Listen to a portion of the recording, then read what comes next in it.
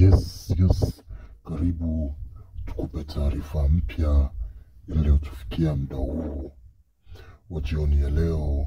Ni kwamba nyota wa kimataifa wa Tanzania Bwana Ali Samata ni kwamba amepewa thank you na timu yake ya PAOK FC.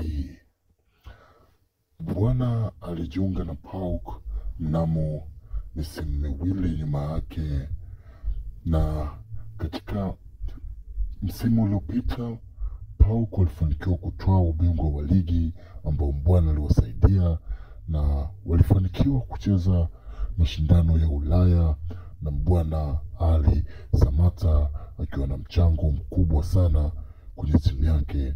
Lakini hii leo jioni Bwana Ali Samata amepewa thank you na timu yake ya PAOK. Akiwa PAOK, Bwana ni mchezaji alikuwa anajituma na pia alikuwa na namba nzuri sana. Akiwa na PAOK FC alifahamika kama Ali Samata. Alicheza michezo 64 na kufanikiwa kufunga mabao 8 na assist 9. Kama mnavyoona, Bwana alikuwa ni mtu ambaye anapambana kwa ajili ya timu, akifunga magoli ya visigino na magoli mengine mazuri sana. Ila taarifa ni kwamba kijana wetu amepewa thank you. Hiyo sio taarifa njema kwa wabongo na Watanzania wengi sana kwa hii leo.